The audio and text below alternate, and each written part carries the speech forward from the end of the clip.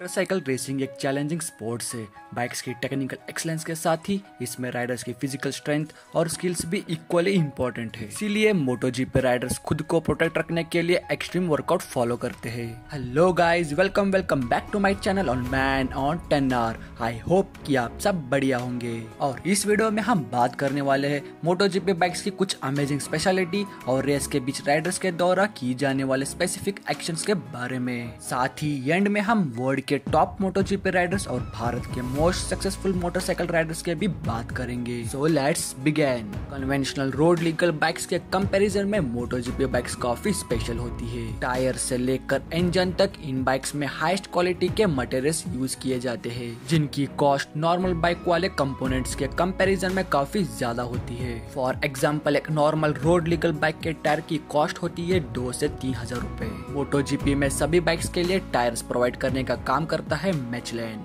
अगर आप अपनी कन्वेंशनल रोड लीगल बाइक में मिचेलिन के टायर्स लगवाना चाहते हैं तो आपको 8000 या उससे थोड़ा ज्यादा पैसे खर्चा करने पड़ेंगे। पर एक मोटोजीपी बाइक के टायर्स को नॉर्मल टायर से काफी अलग होती है। ये टायर्स एक्सट्रीमली स्टिकी होती है, जो कॉर्नर्स पर काफी ज्यादा लीन होने के बाद भी बाइक को स्लाइड होने से नहीं देती है। ये टायर्स 100 सेल्सियस या उससे कुछ ज्यादा टेम्परेचर पर बेस्ट ग्रिप प्रोवाइड करती है। इसीलिए फाइनल रेस से पहले राइडर्स बाइक को चलाकर टायर्स को गर्म करते हैं।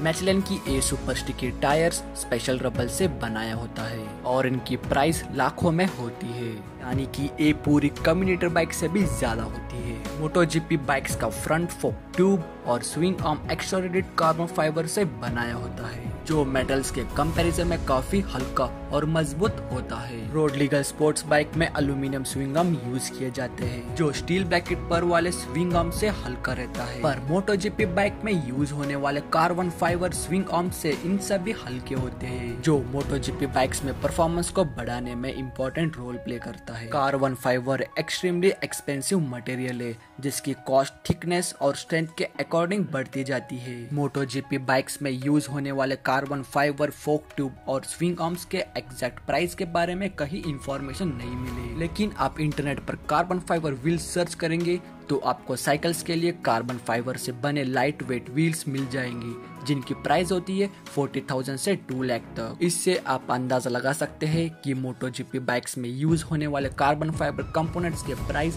पूरी की पूरी conventional road legal sports bikes से भी ज्यादा होगी। रोड लीगल बाइक्स की तरह मोटोजीपी बाइक्स में भी एल्यूमिनियम जैसी यूज की जाती है, पर इसकी एग्जॉस्ट टाइटेनियम से बने हुए रहते हैं, जो दूसरे मटेरियल्स के कंपैरिजन में ज्यादा स्ट्रॉन्ग होता है। मोटोजीपी बाइक्स में मैग्नीशियम अलॉय का भी यूज होता है, जो एल्यूमिनियम से हल्का और मजबूत होता है। इन सब के साथ साथ मोटोजीपी बाइक्स में यूज होने वाले पेट्रोल भी स्पेशल होता है। नॉर्मली पूरी दुनिया में रोड लीगल व्हीकल्स में 90 to 95 ऑक्टेन नंबर का पेट्रोल यूज किया जाता है, लेकिन मोटोजीपी बाइक्स में जो पेट्रोल यूज किया जाता है उसका ऑक्टेन नंबर 100 से 102 तक होता है, यानी कि ये पेट्रोल नॉर्मल पेट्रोल से कंपैरिजन में ज्यादा स्टेबल होता है और इसीलिए बेटर पावर डिलीवरी करता है। एक्सपेंसिव हार्डवेयर कंपोनेंट्स और प्रीमियम क्वालिटी फ्यूल के साथ ही मोटोजीपी बाइक्स में एक स्पेशल सिस्टम भी होता है, जो जनरली किसी भी नॉर्मल बाइक में नहीं लगाया जाता है।